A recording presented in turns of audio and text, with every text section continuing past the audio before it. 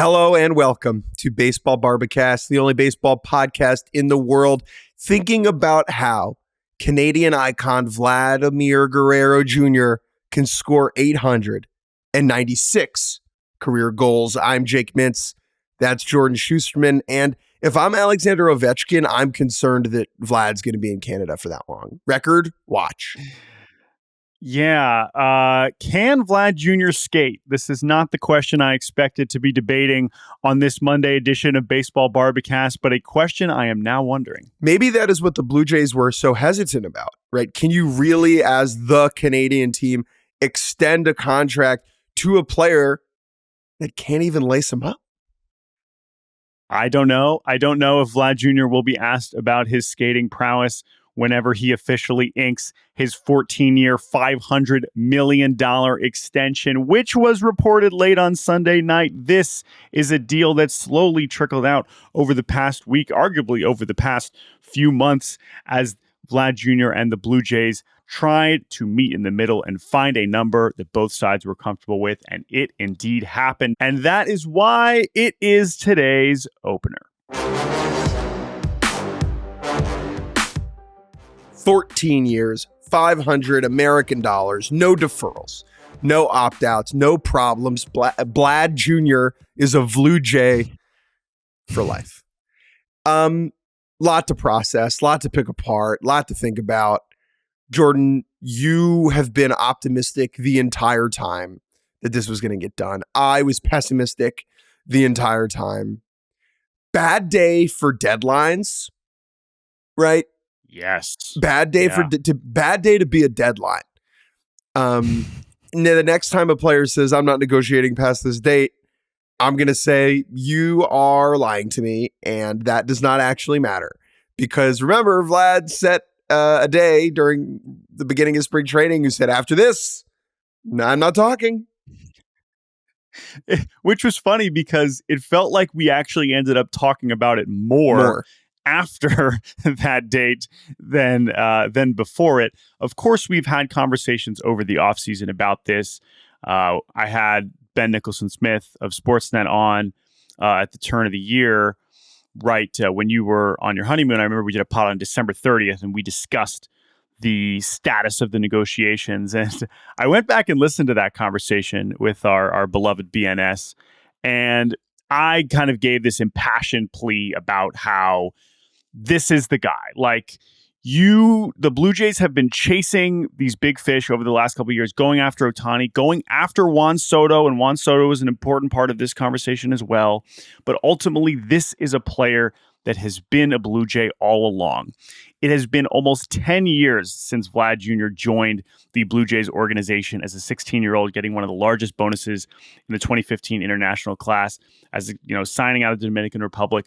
But as we also know, the story of Vlad Jr. playing for Canada's team begins in Canada when he is born in Montreal, when his dad is playing with the Expos. He has that epic homecoming before he is even a major leaguer, 2018, when he hits the walk-off home run against the Cardinals in the spring training exhibition in Montreal. One of the great highlights, highlights that didn't count. I mean, is it the greatest spring training moment ever? It is the greatest spring training moment ever. Maybe the time like Luis Guillorme caught the bat. Remember Luis Guillorme caught the bat? Yeah, or Randy Johnson hitting the bird, I think would be up there on a spring training moment. But as far as on-field, highlights, home runs, like that is so singular. Of course, it was a unique exhibition situation. That was so cool. And that's Vlad a year before he debuts. That's like right after his 19th birthday when he's this hotshot prospect.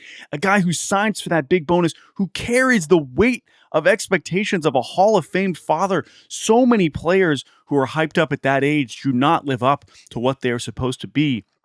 And Vlad Jr. has done it. He has somehow done it. He has taken that, and he has now got himself a $500 million contract. Now, that is a product of a very fascinating negotiation that has taken place over the last really calendar year, but certainly over the last few months. But it is something that he has earned, and it is something that I am certainly happy to see finally come together, because ultimately this made too much sense for both sides to not happen. The Blue Jays deserve both credit and criticism, in my mind. Credit for getting it done. Because at the end of the day, fans don't care what the number is, right? That doesn't matter. It's a binary question. Is Vladimir Guerrero Jr. on the Blue Jays? Is he not on the Blue Jays? It's not my money. I don't care what you're paying, right? And so, yes or no, is he still here? Will he be here for a long time? Is a yes. Now, they deserve some criticism for the procrastination that got to this point, for not understanding or for not valuing properly what was in their own house, under their nose, the entire time. With all the energy and effort spent towards getting Soto or Ohtani or Sasaki, all these various free agent pursuits that they made, as they decided to go that direction and not get to a number with Vlad, the price went up, right? They could have had Vlad for $350 a couple of years ago, and they waited and they waited, and now they had to pay $500 million. And how that impacts the team and the franchise moving forward, whether they're able to spend money because they're paying Vlad, that is something that no Blue Jay fan is thinking about today, or at least should be thinking about today. Let's be clear. This is a good day. This is a day of celebration, a day that I personally did not think was going to happen. I thought that the negotiations got contentious enough and past the deadline enough that he was going to at least hit the open market. And I think that something that is very interesting about these negotiations to me is the leverage that Vlad had, despite not being a free agent. So Juan Soto's able to get the Yankees and Mets to bid against one another to get the price up. Vlad had a different dynamic where he was like, look, Toronto, you cannot afford to let me go. You cannot afford to let me go.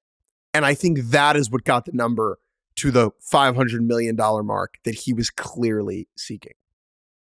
Yeah, I think it's a combination of that, and it is that Soto deal that he got. Whether Vlad Jr. views himself as good enough, as whether anybody views Vlad as a similar player to Juan Soto, we understand why Soto got the number he did because of so many factors that combined the open market, the big teams that were bidding him up, the fact that he was as young as he was, the fact that he has done it in the postseason, all those things, the fact that his floor is higher than any young hitter that we've ever seen. He's a better, all that Soto is a better player. He's better. Yeah. 100%. 100%. That said, you can understand that Vlad Jr., who has ascended at the same time, he is 5 months younger than Juan Soto. They signed the same year back in 2015. These two generational Dominican hitters that reached the big leagues in a flash and have accomplished more before they turn 26 than most hitters will in their entire careers, right? These guys view themselves as peers.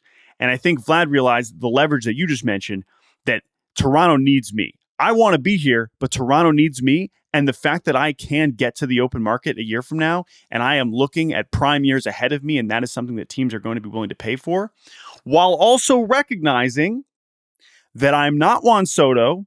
I am a first baseman. Pete Alonso couldn't get anything on the open market. Disrespect. Even from a team that wanted to give him, that wanted to keep him, right? He played it correctly. Yeah. He wanted to be a Blue Jay. And he also understood his value as someone who had produced at a level. His ceiling was clearly, one of the best hitters on the planet. He's done that now for multiple seasons. And the connection that he had with an organization that is at a very crucial time in their franchise, to where they were looking at a life after Vlad that could have been very bleak. And that is the big part. That was really the leverage that I think existed here, on top of the fact that you can understand why a team would like to have Vlad Jr. on their have them around. I mean, a lot of teams would like to have Vlad Jr. around, but that part of it too, the timing, understanding where the Blue Jays are as a franchise, is also very important. I think as a whole, this is good for baseball. I also think that the Dodgers spending all the money they're spending is good for baseball. However, from a narrative perspective, having game-changing, iconic players being in one uniform for the entirety of their career is fundamental to the sport.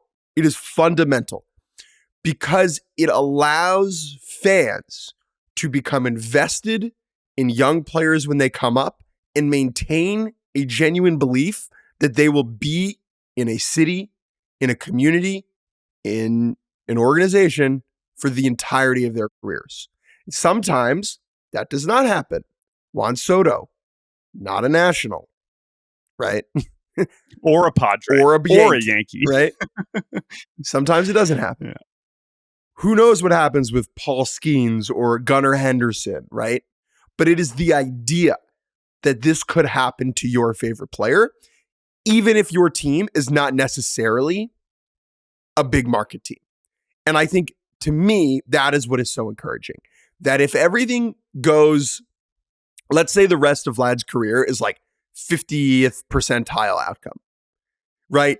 He's not a Hall of Famer, but he's really good. He puts up like 56 career WAR and finishes with like 370 homers or something. Probably still a statue, right?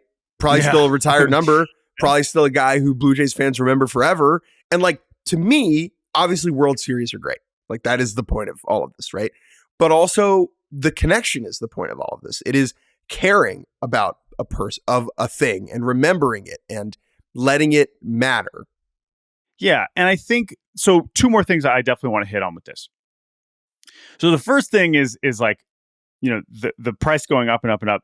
One just funny thing about like extension discourse, which obviously we have been doing plenty of recently, is like, and we'll turn our attention to Kyle Tucker here at the end of this conversation. But it is amusing to me, the timing of these things, because when you have a player like Kyle Tucker who's approaching free agency, what often happens, and I've already seen it as Kyle Tucker has had this tremendous start to his season, right, is like, we gotta, you know, our, you know, Mr. Dom, number 1 Cubs fan, director of morale, he's tweeted, it's like, Kyle Tucker somewhere, it's like, all right, we got to have the extension in the dugout. It's like, well, guess what? That's the worst time to negotiate extension, because every time Kyle Tucker hits a home run, he is getting closer and more likely to go to free agency. Whereas Vlad Jr., hilariously, how did he end his weekend? Grounding out to end the game as the Blue Jays get swept against the Mets. That's the exact time you should go to Vlad Jr. and be like, let's get this deal done. Price of the brick going down. So listen, does Vlad's first week where he hasn't homered yet have any indication on whether he was going to get $550 million or $500? No, but it is funny the way that we talk about it, because when fans want the extension is oftentimes, especially when free agency is approaching, not when the players are going to do that. Now, the other thing I want to not push back on, but point out about what you said, I totally agree, right? That is such a big part of fandom. Players want to be able to connect to teams, or fans want to be able to connect to players on their teams for a long period of time and know they can buy the jersey, know they're going to be there. You mentioned, right, we have seen a number of these extensions. We've seen it for Bobby Witt. We've seen it for Julio. We've seen it for in some of these other smaller markets. Corbin Carroll, right? Great examples.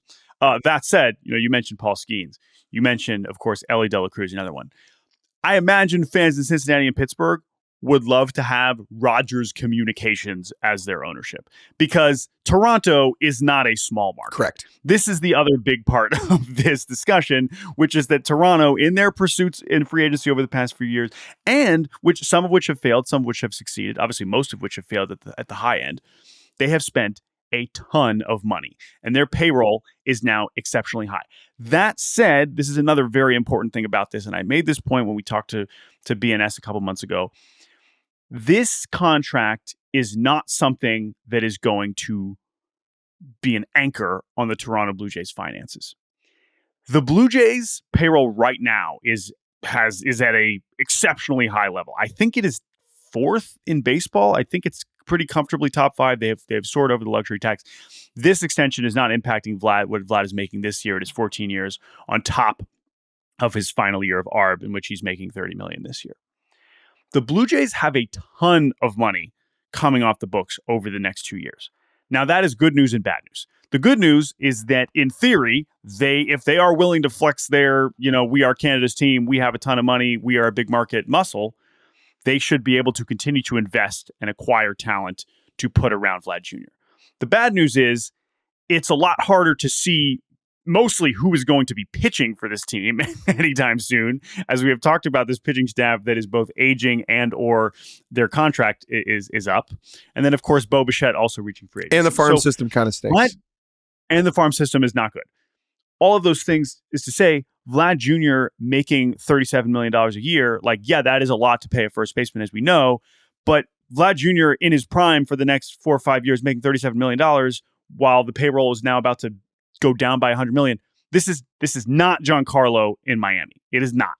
It should never be. And if it is, something has changed, and that is a problem with Toronto if they are now at any point viewing Vlad Jr.'s contract as holding them down. That is not the situation they're in. This is, if anything, the ultimate declaration that Toronto will be investing in its baseball team. I think the Jays belong in the second tier of spenders in baseball, right? Absolutely. I think the Mets and the Dodgers are their own level.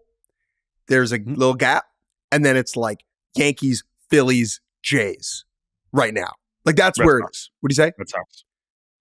Red Sox. I think are now back at that. 3 months ago, I would not have said that. But yes, Red Sox. Sure. And then there's like gap, Cubs, Braves, that next kind of tier. The Blue Jays, look at their payroll. It is very significant. I think they're at $251 million right now.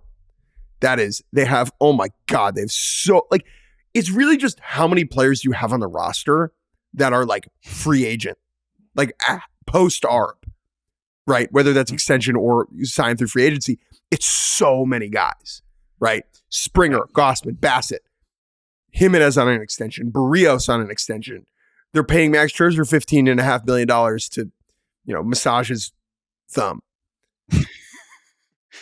Well, and this is the question now, because you have him in place, but what does the team look like around him? What are we building around him? We have Andres Jimenez in place, off to a great start to the season. He's 26 years old. You at least know you're getting, a good, probably at least above average total package at second base, but he's making a good amount of money. Santander, you just gave a bunch of money. It's early start stage of that contract, but he's already 30. Bo Bichette at this point seems unlikely he will be joining Vlad long-term as part of this infield, but you at least have one more year of him. But then beyond that, it's just like, where is this pitching going to come from in the future? There is a lot of position players on the way at the lower levels, at the upper levels. There's a lot of depth that they've assembled around Vlad to where you can imagine them having a pretty good lineup around him, even without Bo. But that's the challenge now. That is what this front office has to do, because the fan base has obviously been fed up with the front office for a few reasons over the past year. Not getting this deal done with Vlad is now not what you can criticize them for, but now it is about, assembling stuff. I do still think there's a scenario where if the Jays don't make the playoffs this year, there's a change of leadership at the top. I think that's totally in play. Can I work through an idea out loud that might have a little bit of a hater energy to it? And I don't mean to be that, but I just have a thought. So like Soto, besides the money, it was very clear in his conversations with teams that it was like, I want to be in the playoffs every year. I want to be competing for World Series. Mm-hmm. I am not in any way faulting Vlad Jr. for staying with the team for his whole career. This is a good thing. It's awesome. Mm-hmm. I would be, if I was Vlad Jr., I would have some concern about the future of the Toronto Blue Jays, right? I think that if he's like number one ring chaser above all else, which I think is actually a bad way to live, personally. I think there's more of like, I would want the Blue Jays to show me the plan. And maybe they did show him the plan. But like where I'm at right now, I think there's a lot of optimism having Vlad in place. But like, I don't see the plan. Like, I don't understand how this team is good in 2 years, unless they're hitting on the free agents they sign, which they could, right? They totally could. But there just isn't that wave of young impact talent that's coming up to supplement what they already have. Yeah. No, I agree. I'm with you. I think we are in our right. It's totally fair for us to look at it. But for Vlad, it's a different calculus. And he wouldn't be the first person to sign an extension long-term with a team that we didn't necessarily know what their future is going to be. Also, when you're signing for this long, right? Any player that loves the organization they win is going to be like, oh, well, at some point, we'll be like, maybe, after this year, we might have to be dealing with something. But it's like, that's so long. It's kind of like that I'm sure they believe. Yeah. It's like how Salvador Perez signed an extension in Kansas City and they got bad and then good again he was still there. Right. Yeah. Yeah. So there's versions of this. Now there's obviously much more depressing versions of this over in Anaheim. But at the same time, like, we understand that Vlad wanted to be here, and Vlad, I'm sure the other way is, hey, we get the Blue Jays back to the World Series, and I'm a part of that. I should be a part of that, and I would like to be a part of that whether that's happening in 2025 or that's happening in 2032 or whatever. He is believing in, again, the big picture Blue Jays, which is we are going to spend to continue to supplement it, and we are hopefully going to improve the farm system in the coming years, one way or the other. But I agree with you; it doesn't necessarily change the pressure on the organization this year in some respects, just because of how bad last year went and because of how much they've invested in the 2025 roster. Yeah. That if you're spending this much, if you have the fourth largest payroll in baseball or fifth largest payroll in baseball, and you could conceivably finish last, like, that's not what you're paying for, and that is why you could critique the front office. And Jays fans, once they're done celebrating this extension, as they should, will probably get back to being frustrated with the state of the roster and the lack of depth on the mound and all those things, and that's totally legitimate.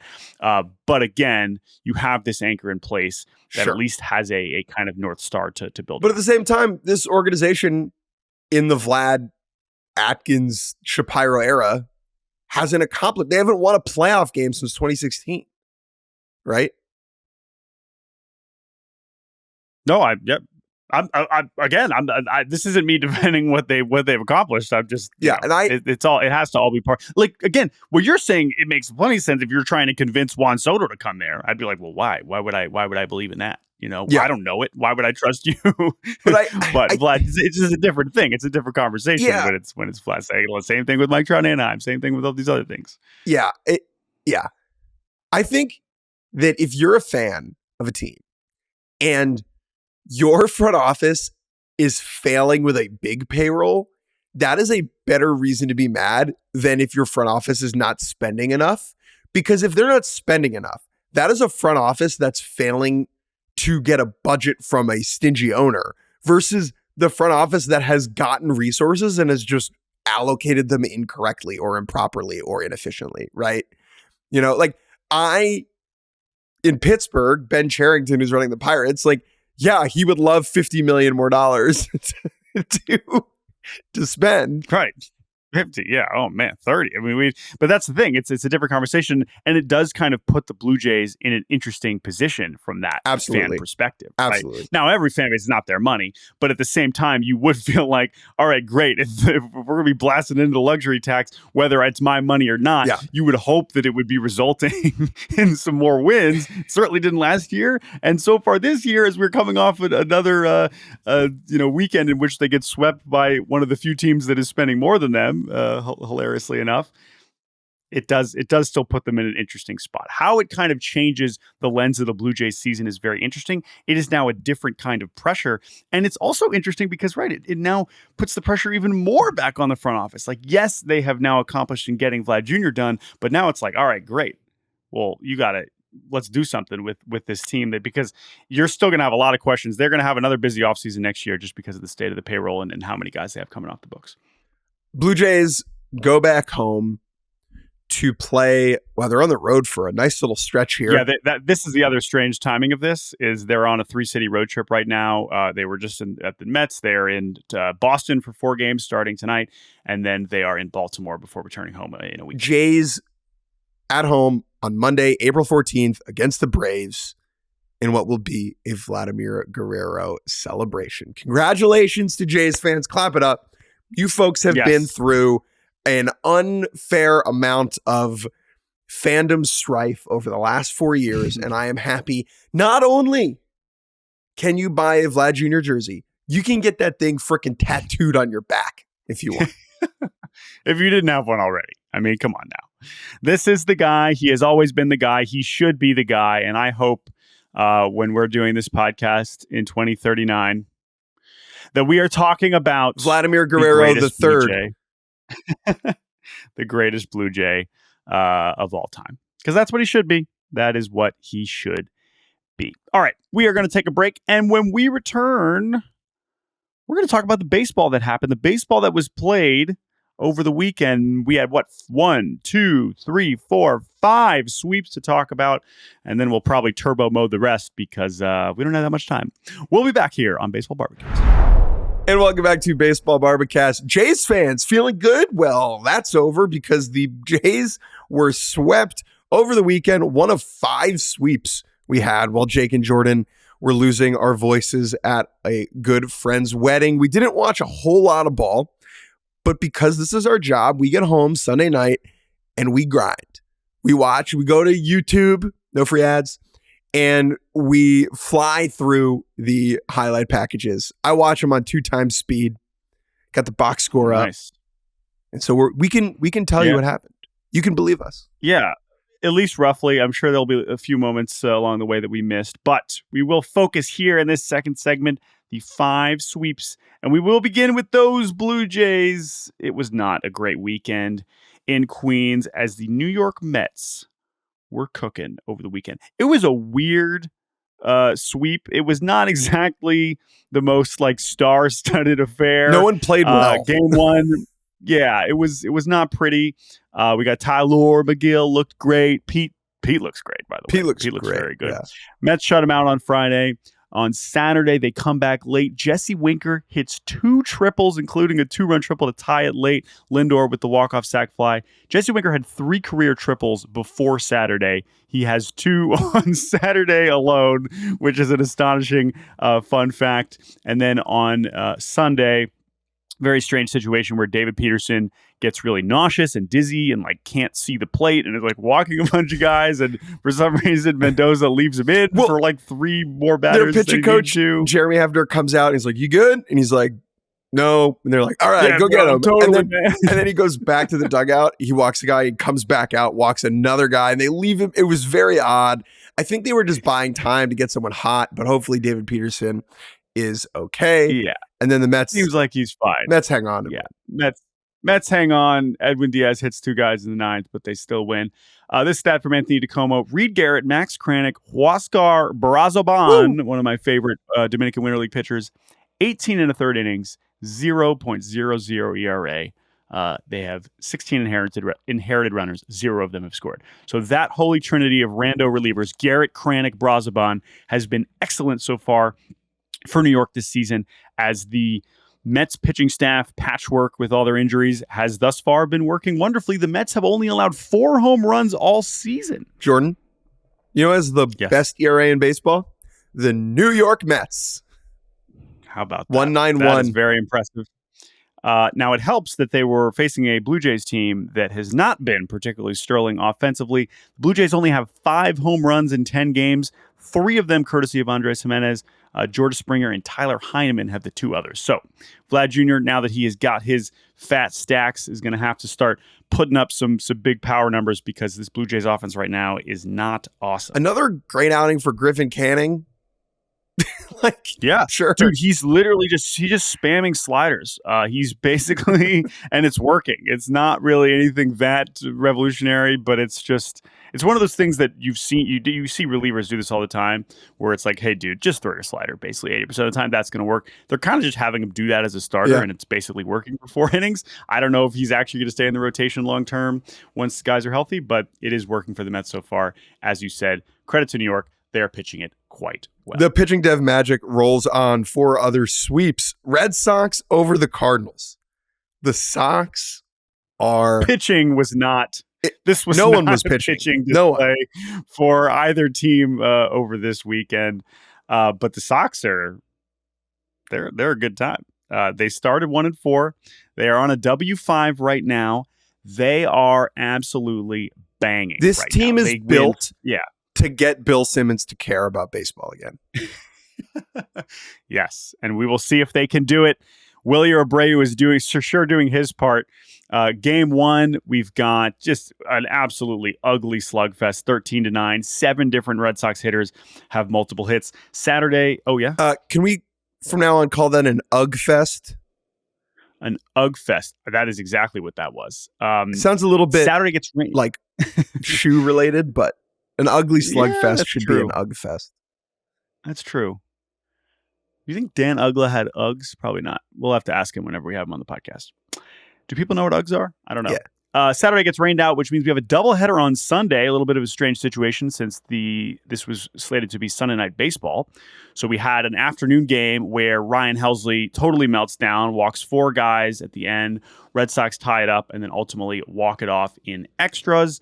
That's Willie Abreu, of course, who is hitting .500, I believe, and has been basically the best player in baseball so far this year. And then Game 3 Sunday Night Baseball was batting practice. The Red Sox had 18 batted balls with a 100-mile-per-hour exit velocity or higher.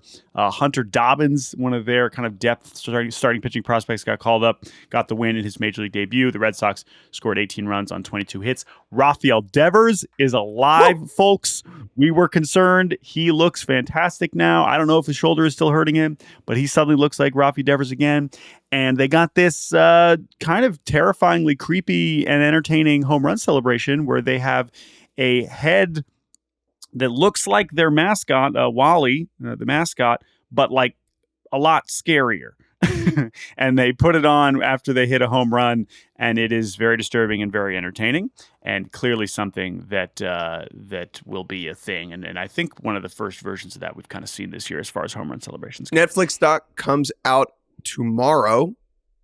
See if anything interesting comes out of that.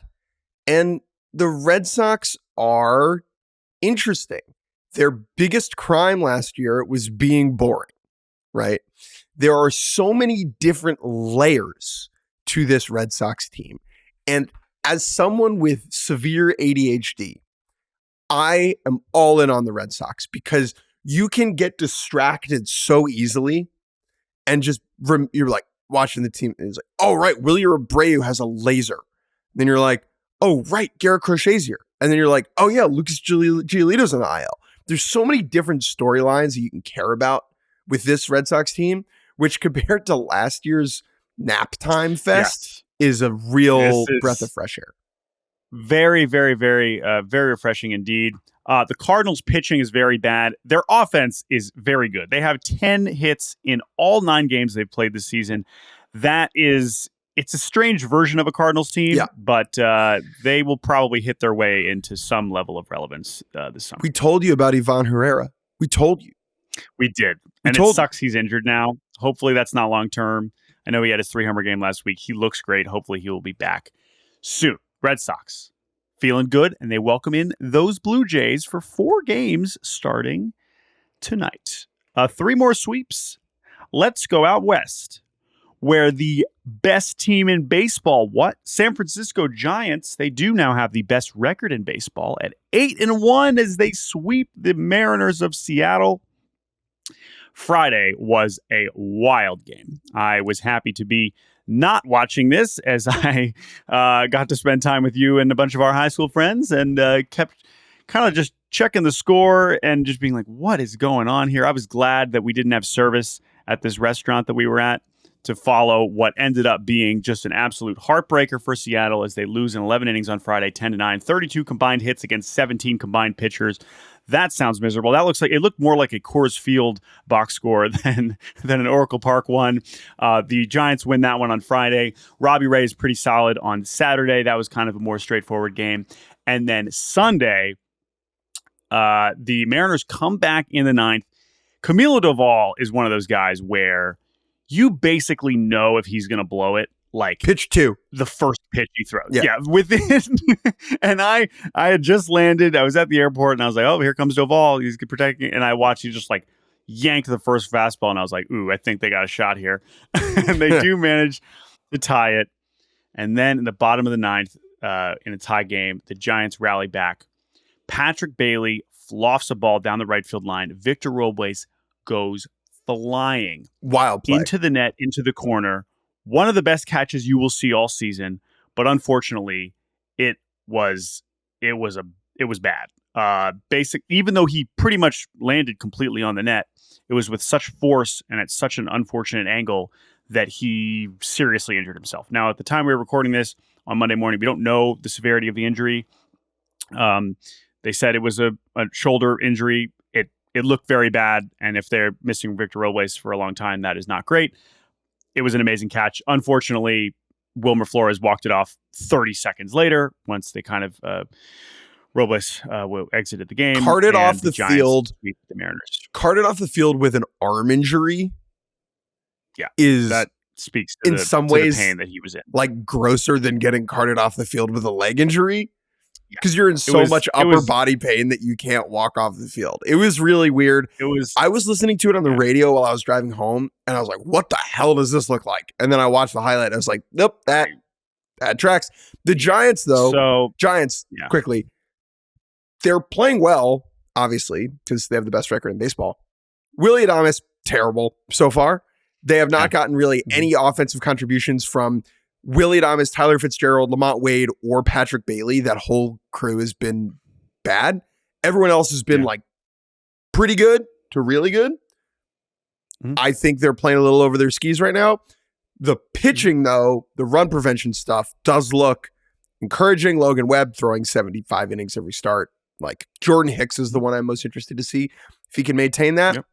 With all due respect to the Mariners, I'm curious to see the Giants kind of get maybe a tougher opponent that they can, get tested by. They are 8-1. They've won 7 in a row. Best start for the Giants since 2003. Love this stat from Sarah Langs. With the Dodgers also starting 8-1. First time 2 teams in the same division have started 8-1 or better. Ever. Since divisions were instituted in 1969. How about that? Giants at home. NL West is cooking. Giants at home this week, 3 against the Reds. And then they have a very interesting road trip. 3 at Yankees, 4 at Phillies, 3 at Angels. Oh, okay. So that we will definitely have a better sense for them after that trip. As for the Mariners, 3-7, worst 10-game start since 2017. Julio looks great, which is nice because he's basically always a slow starter. Other than that, it has not been pretty. They obviously have a bunch of injuries now as well. They have the Astros coming to town for 3 starting on Monday. The Astros also off to a not-so-awesome start. And one of those teams will be feeling not great whenever that series concludes. Tigers sweeping the White Sox. Good to have the White Sox back, baby. Jordan will get eyeballs on them tomorrow at the Gardos home opener with the White Sox rolling into town. But this was all about the Tigers. Tigers won again. Yep. Spencer Torkelson, who was the number 1 overall pick in 2020, and since then has just kind of underwhelmed seemingly at every turn, was sent down to the minors at various points last season. I'm buying. I'm in. I think he's changed some stuff meaningfully. He looks great. OPS over 1,000. Walk-off double on Sunday. Time will tell. Pitchers will adjust. He will have to readjust. I just think he looks way more connected and way cleaner mechanically than he has in previous seasons. Can he keep it going? Who knows? But I'm taking the over on Torque. So the interesting thing with Torque, right, is the way we talk about him. He struggled when he first came up in 2022. 2023, he hits 31 home runs. He's striking out a lot, but he has a 107 OPS plus. Like, he was an above average hitter. Sure. And at that point, it was like, okay, great. Here's the baseline, right? I mean, you want more from your number 1 overall pick, but it was like at that point, it seemed like he was trending towards being a good hitter. And then last year was obviously a disaster and very disappointing. And suddenly, we start hearing the whispers of bust. And, oh, man, what is this guy going to bring you if he can't hit? That's the whole point of Spencer Torkelson. Can he hit? Where would you are you expecting an 1,000 OPS for the rest of the season? I assume not. But like, when you say you're buying, what does that mean? I'm curious. 120? Like where? Because again, like, what do you say? 120 OPS plus. 120 OPS plus. Okay, I think that I think that if he can bounce back to that, that would certainly be considered a successful season. Still, of course, 25 years old. All you ask for Torque from this year is it like next winter, this upcoming winter, he's the first baseman. There's no which was in question 3 months ago. Right. That's what I'm saying. It's that's what's interesting about this. Yeah. And that's what I imagine the Tigers want and Tigers fans want is you just want to know that Spencer Torkelson has a normal season with a regular baseline and we can enter next year talking about a big, big jump. Other sweep. Last one, Rangers over the Rays. DeGrom was like fine. Yeah. He's kind of just easing into it. He's throwing a lot of strikes. He's getting hit around a little bit. He's not pumping 100. He's just kind of working his way into the season. Throwing a lot of sliders. I think that's exactly what he wants to do. Throwing a lot of sliders. Rangers are finding ways to win. The Rangers are 8-2 with a -1 run differential. They are 5-0 in 1-run games. They of course, a lot of this is just because of the series they had last week against the Reds, where they got absolutely blown out and then one consecutive 1-0 game. So that helps in this early season small sample. Saturday, Wyatt Langford hit one of the most impressive home runs of the season so far, taking Rays reliever Mason Montgomery deep. If you haven't seen Mason Montgomery, that guy is ridiculous. He's throwing 100 from the left side with some of the best fastball metrics you'll see from anybody, and Wyatt Langford turned that thing around. We talk about, it was this random Rays reliever throwing 92. He's so funky. Mason Montgomery is in a different bucket, okay? Yes. Like, this is not some anonymous schlub that they picked out of indie ball from the Poughkeepsie, shoelaces. They have turned him into a real weapon. But Wyatt Langford didn't care as he homers a go-ahead homer on Saturday. And they got a bunch of walk-offs on Sunday as well. Jonah Heim with the walk-off. Kumar Rocker was much better in that second start of the year for him. So that was good to see. The Rangers are heading to Wrigley for 3 games starting tonight. That's probably the best series during these weekdays this week. Patrick Corbin debut on Tuesday. Can this Rangers win streak stretch all the way to Patrick Corbin? What does it look like? What does Patrick Corbin look like now as part of the Texas? I know our Nats fan producer Colin Brennan is amped to see Patrick Corbin in a new uniform. Well, I was going to say, usually it's like, I can't imagine that guy in another uniform is like... Usually that takes the form of like Verlander on a Giants uniform, right? Or like Frank Thomas on the Blue Jays at the end. It's like, man, I cannot wait to see that guy in a different uniform. Patrick Corbin, please. Please. Any other uniform. So we'll see how that goes for Patrick Corbin and the Rangers. But Rangers, obviously, they don't care what their run differential is. They are in first place and feeling quite good. Those are the sweeps. How sweep it was for those 5 teams. We're going to take a break, and when we return, we will turbo mode our way through the rest of the series from the weekend before we say goodbye. We'll be right back.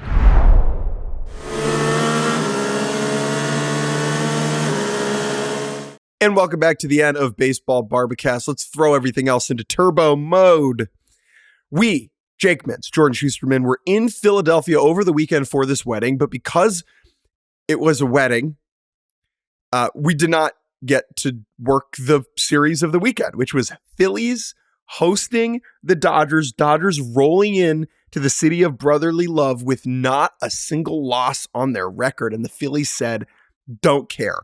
Friday night's game, which I watched none of live because the welcome party was in a basement with no Wi-Fi and I was in the wedding, so it would have been very rude for me to be watching the game. Awesome ball game in which JT Realmuto effectively earned a save by throwing out Ohtani in the 8th and then Chris Taylor in the 9th inning.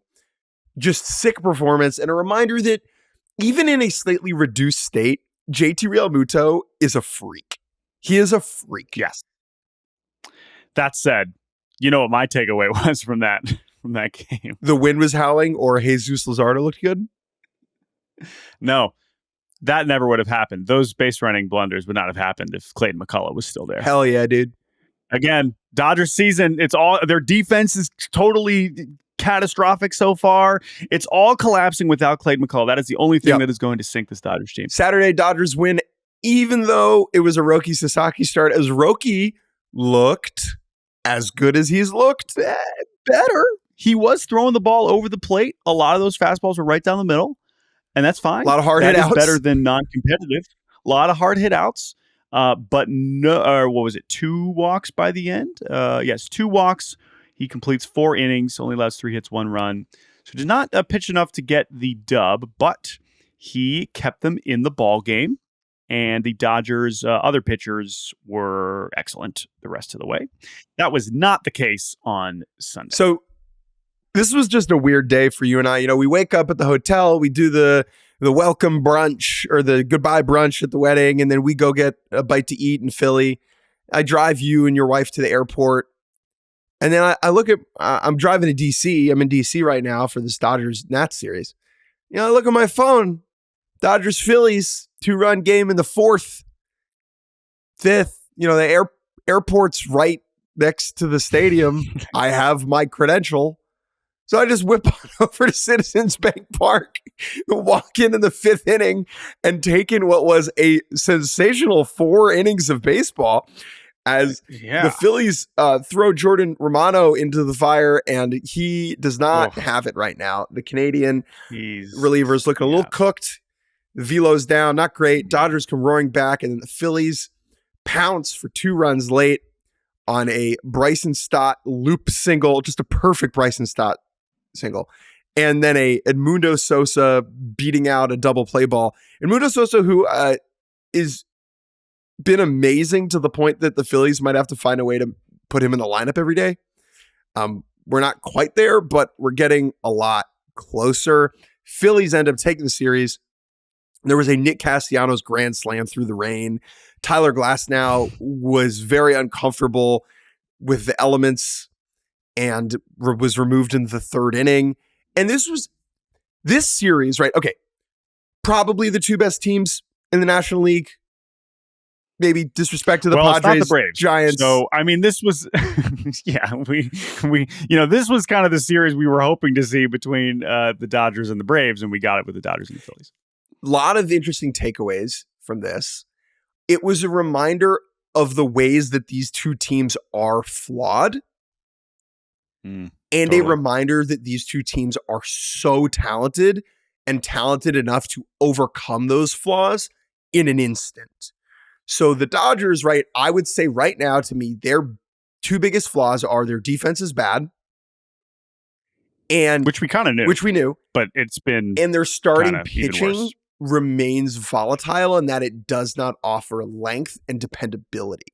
So you get, 4 innings from Sasaki on Saturday, and that's a good thing. But what that does is it means that you need to do Bonda, Kasparius, Vesia, Tanner Scott. And then on Sunday, when Glasnow only goes 2, then you're throwing, Luis Garcia in there for high leverage spots, right? And that is how things go wrong. We have Blake Snell hitting the IL for the Dodgers as well. Like, that is where they're flawed, but they go down big on Sunday and they have Mookie Betts, right? And they have Mookie Betts and they have Teoscar Hernandez, and so they make it a ball game. Phillies, on the other hand, their biggest flaw right now in my mind, besides the fact that on any given day they could strike out 20 times, is the bullpen. The bullpen is definitively worse than it was over the last couple seasons, and that's because Jeff Hoffman is now on the Blue Jays. And to try and replace Jeff Hoffman, they brought in Jordan Romano, who, as of now, just looks like a 0. And so they now have really 3 relievers that you can trust in high leverage. That's Matt Strahm, that's Jose Alvarado, and that's Ryan Kerkering. And so it's just, I'm fascinated how but again, they just overcome that on Sunday because they're really good. You can't read too much into these early season series. They matter because the atmosphere is cool and it's easy to project to October. I'm very excited to see the Dodgers in person this week, kind of be around the madness, and I will report back on Wednesday. Dodgers are going to the White House on Monday. Which one? I have a feeling by the time you are listening to this, you may know how that went, and we will talk about it on Wednesday. But we will acknowledge that in its current form as we can. I'm not going. Jake's not going. I think you would. It's probably literally happening right now, so that does not surprise me. Let us move on to. Let's go to Milwaukee. All right, now we're going to speed it up, folks. The Brewers taking 3 out of 4 against the Reds. This was the only 4-game series over the weekend, and Milwaukee taken 3 games over Cincinnati. The Reds' scoreless inning streak reached 35, their longest scoreless inning streak since 1946. Their offense is brutal. They do score 11 runs on Saturday to get the win, but they still lose the series. Jackson Chourio hits 2 homers on Sunday. Also has yet to walk this season. Who needs it? Has the most plate appearances in baseball without a walk, but nice to see Jackson Chourio swinging a hot bat. Nestor Cortes Jr. is injured, which means the Brewers' pitching depth continues to be thinned out. Hopefully, Jose Quintana will be back, but until then, we got Chad Patrick and Tyler Alexander, and Elvin Rodriguez wasn't very good, but those 2 other guys were, and that allowed the Brewers to win the series. Pat Murphy might need to pitch this week. Yankees taking 2 out of 3 over the Pirates in Pittsburgh. Aaron Judge up to 6 home runs. Trent Grisham is alive with the sound of music. Sure, that's fine. I'm not sure how he slots in with the current alignment. If that means, like, what are you going to do? Put Dominguez is the everyday DH, I guess. Move Bellinger over to left and have Grisham roll in center field. Like that makes some sense to me. But if you want Dominguez to learn to play left field in the long term, like you got to get him some reps out there. But Grisham is kind of inching into earning some more playing time. He looks really good. This was the Pirates home opener, which was overshadowed by them taking down a Roberto Clemente sign on the right field wall. Couple of thoughts here. Number one, I think we can critique the Pirates for a lot. Okay. They do a good job of commemorating Roberto Clemente, generally. I think that is one of the few things about the Pirates organization that usually gets a thumbs up. This was a flub because anytime you edit anything related to Roberto Clemente in your stadium, just call the family. Just call the family in advance. Be like, hey, we're going to do this. Doesn't change anything. People are going to notice. It's not a big deal. There's 75 other Clemente-related things in the stadium. They didn't do that. Roberto Clemente Jr. tweets about it. It turns into a whole thing. Just another unforced error for the Pirates. The Pirates, again, that was one of a few embarrassing moments over the weekend. On the field, they were booed like crazy. Derek Shelton's getting booed, which is unfortunate during the home opener intros. They nearly get swept. I mean, they totally blow it on Sunday and ultimately go on to win it in extras. The Yankees cannot quite clinch the sweep there at the end. But hey, Heen Dog showed up. Man, Heaney was dealing on Sunday. But, the Pirates still need extras to win that one. So they don't get swept, but the Pirates obviously still not feeling great. Where do you want to go next? Royals over Orioles. I watched 0 seconds of this. Didn't even watch the highlights. All I know is that Bobby Witt Jr. hit a home run and Gunnar Henderson is back. I know the Orioles lost series. Gunnar being back is really all that I care about. Oh, and then I saw Jorge Mateo just drop the fly ball, and that had people really angry. Anything else from this one? The Orioles pitching so far is exactly what we thought it was. We did get a better Sugano start on Saturday. And then Cade Povich had a very hilarious, 6 innings, just an enormous amount of walks kind of start. I really don't know what to think about the Orioles pitching so far. All right. It's not great. That's all right. That's fine. Well, guess what? They're going to keep Charlie Moore. We'll get to get Kyle Gibson soon, I'm sure, as well. Let's go to Chicago. Oh, baby. We talked about the Padres on Friday being undefeated. They go into Wrigley and almost get swept. Oof. But Justin Turner cannot hang on to the ball for a double play towards the end of the game on Sunday that maybe could have helped the Cubs sweep the Padres. But the Padres eke out a very impressive victory on Sunday. The takeaway from this weekend is very simple. Kyle Tucker, holy crap. Oh, yeah. He is leading baseball with 10 extra base hits. He has 12 walks and 6 strikeouts. He looks like one of the best players in baseball. And Cam Smith is hitting 111 because he's barely played any baseball, and baseball is really hard. But Kyle Tucker, surprise, surprise, who has been an awesome major leaguer for half a decade now, is looking like the exact star that the Cubs needed, and that was on full display this weekend. Athletics taking 2 out of 3 over the Rockies. We did have Chase Dollander, MLB debut, Rockies' big pitching prospect. He was, it was a perfect, good prospect debut start. A lot of strikeouts. Especially cores adjusted. 4 runs. Just fine. Just totally fine. Yeah. Keep an eye on him. He struck out Jacob Wilson for the first time. First strikeout for Jacob Wilson this year. Rockies are calling up Zach Veen, one of their prospects. On that'll be today, I guess, on Monday. A's Rockies, what do you want us to talk about this for 35 minutes? We're not going to do that. Nationals taking 2 out of 3 over the D-backs. The Diamondbacks confuse the heck out of me, man. I don't know. I really don't know. I don't know. This was a weird one. They had Eduardo Rodriguez looked unbelievable. 12 strikeouts on Saturday, and they lose that game. Then Corbin Burns gets out-dueled by Trevor Williams on Sunday, and the Nats hang on to win late. Corbin Carroll looks spectacular. Any concern about a cold start for him he was racking up the extra base hits over the weekend. The bad news for Arizona is Ketel Marte, who we just talked about getting that big extension. He is on the IL with a hamstring strain. Tim Tawa is up. This is a very fun story that we don't have time to get into now, but I hope that he hits enough in his role with the Diamondbacks so that I can tell the story of Tim Tawa even more at some point. Not Tawa? Tim Tawa. Towel? Are you saying towel? Tim Tawa. I want to call him Tim Towel. You know what's really frustrating? MLB just sent out the whole, here are the official pronunciations for every player. His was not on. What? So Tawa erasure. D-backs PR, help me out. I believe it is Tim Tawa. I think. Anyway, he's fun. Jordan, you ever go to Disney World? You ever go to Disney World and take a ride on the Tawa of Tawa? The Angels take 2 of 3 over the Cleveland Guardians. The Guardians' eternal road trip to start the season concludes in Anaheim. Jose Ramirez hits 3 home runs on Friday night as they take the series opener.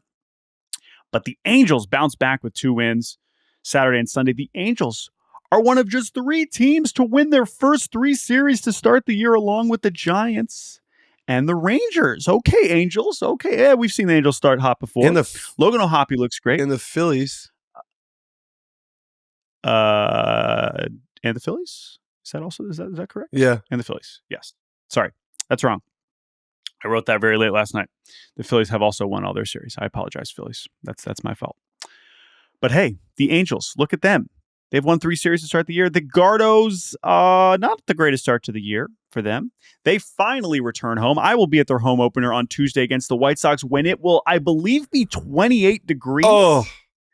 So that will be delightful. I cannot wait for some frigid baseball. Dude, it'll be sunny at least. 8 degrees versus the White Sox. I think it will be in the 20s. I think it will be in the 20s. Yeah. So anyway, fun times for them. And Angels, Angels keep playing well. Maybe we'll talk about them more. But for now, we will give Logan O'Hoppe his flowers. And we will move on. 2 more series. The Astros take 2 of 3 over the Minnesota Twins. The Twins offense, actually both of these teams' offenses have been awful. I know they scored a bunch of runs on Sunday. Just not an inspiring start to the season for either of these teams. Altuve generally looks good hitting. Defense continues to be something of a struggle. No surprise there. He had his first 5 strikeout game of his career. I believe he went 0-for-5 with 5 strikeouts on Friday. And there was a very funny moment where the whole Twins stadium stood up and was cheering as he went down in a 1-2 count with 4 strikeouts, and the Twins lost. It's didn't matter. Right. And then, of course, multi-hit games on Saturday and Sunday with 0 strikeouts for Altuve because he is amazing. But yes, Astros, nice to get the series win. But yeah, just not a ton to feel awesome about for really either of these teams at all right now.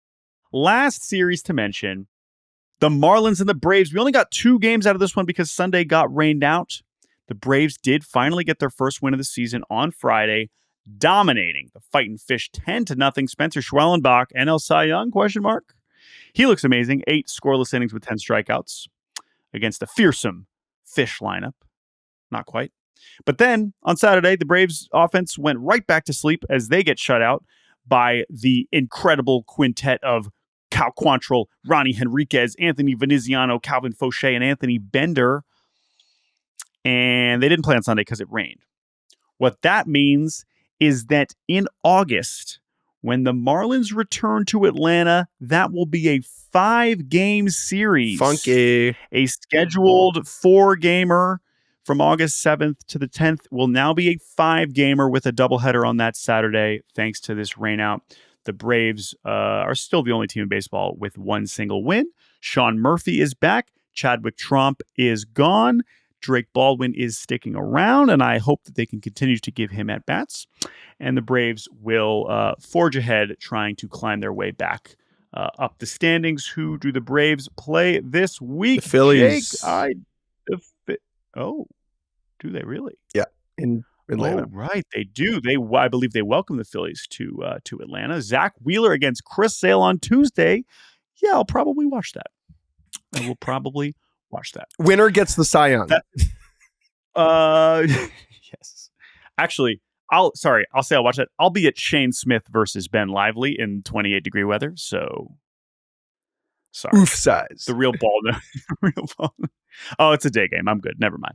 I'll be able to watch both. Don't worry, everybody. Everyone relax. I won't only have Shane Smith versus Ben Lively. Paul Skeen's also pitching on Tuesday. All right, we're done. Thank you all for listening. We will talk to you on Wednesday. Thank you to producer Colin Brennan, and we appreciate it. Thanks for listening. Bye. Congrats, Vlad. Get that money. Congrats, Ovi.